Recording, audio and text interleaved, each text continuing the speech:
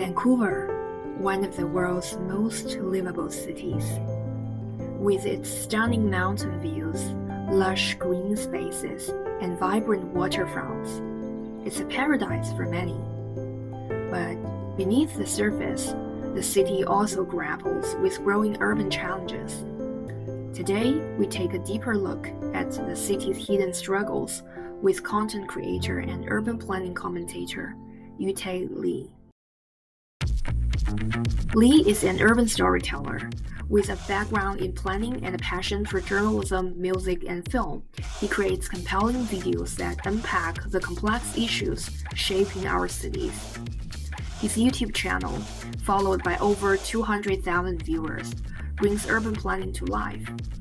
He also created the CBC series, Stories About Here. So I would say it really started in university. I went to school for urban planning, so I was learning a lot about,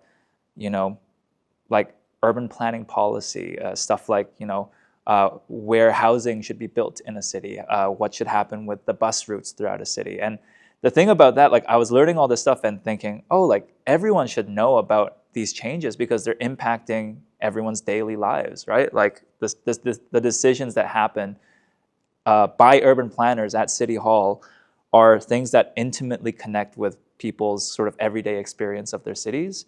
And I also found that there was just so little coverage of it, right? Something that's so important to your daily life, right? Where housing goes, where transit is going, all of this stuff that makes a city, and the decisions surrounding it. And yet there was very little sort of really accessible public information about this stuff. As an immigrant, he views the city through a more objective lens. Let's hear about how he reflects on his own identity. My family moved to Canada when I was just 2 years old. And because of that, there was always a little part of me growing up that felt like I wasn't quite Korean enough to be really Korean, while definitely not being white enough to be white. But with time, I've come to believe that I can express my Korean identity kind of however I want to. It's not about how much kimchi you And eat or video how storytelling well you is speak the one language. way he expresses his identity. I think it's kind of incredible how well Vancouver, of all the cities in North America, I think, has made itself such a a welcoming place for a diversity of people. The fact that it is I think if you were to ask anyone immigrating from India, Korea, Japan, China, where you would want to go in Canada if you want, or in North America if you wanted to make a new life somewhere, I think it would be Toronto or Vancouver. I just can't imagine any other city being able to fit that criteria. I think Vancouver is incredibly unique and special in that it's made itself a place where people like that feel welcome and feel like they have communities that they can tap into.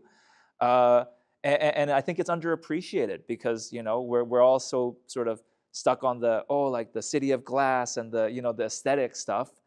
I think that really isn't its biggest value potential as a city. The city is so successful because there are so many different groups that can identify with this region.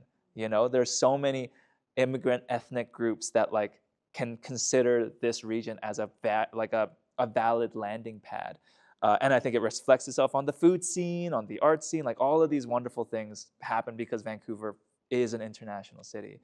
I think there's sort of a real tension at the heart of Vancouver's identity, which is one that is, on one hand, I think we all know the Vancouver that is very aesthetically pleasing. It's this sort of glistening, glassy, urbanist utopia amongst nature. And there's a real romantic, alluring sort of aesthetic to that proposition.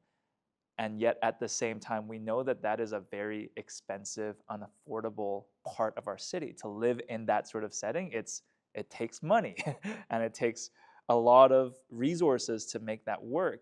And so on the flip side of Vancouver, we have an incredibly severe homelessness issue and incredible poverty, especially in the downtown east side, but also just more broadly throughout the city. And I think reconciling that has always been, well, maybe not always, but like at least in recent history has been such a struggle, you know? Can we both be a city that is beautiful and has all of this, you know, kind of natural and built beauty to it, while also, you know, taking care of our homeless, right? And taking care of the needy, right? Like, I feel like that's, you know, when I'm a cynic, I feel like they go hand in hand. I made a video about the lack of public bathrooms in North America and all of the consequences that come out as a result of that.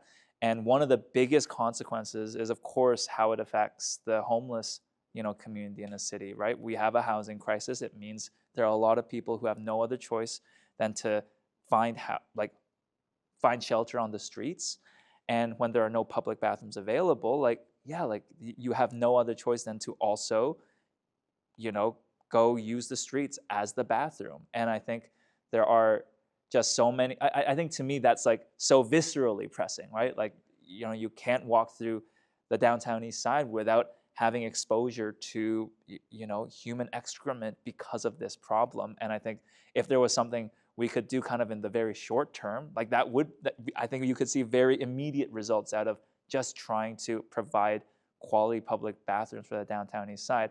Of course, that's one of so many issues that we have as a city, but like if there's something that you could see immediate payoffs, I think that might be one of them. I like to say that I have a borderline like mental breakdown anytime I cover a housing story in a more joking way, because like it's just so complicated, right? You know, I think a challenge with any housing story is to talk about a specific part, an angle about housing without needing to answer the entire question of why we're in the housing crisis.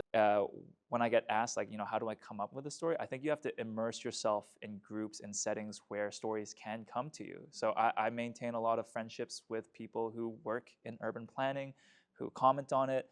I make sure to read up on the news, read up on various reports and sort of studies that talk about, you know, how we can design our cities better. And, you know, in doing that, every now and then a story comes to me that I think is worth pursuing. By telling Vancouver's story, Lee is also sharing his own. Sometimes it's about the beauty, sometimes it's about the struggles behind it. As the city grows, so do the people who call it home.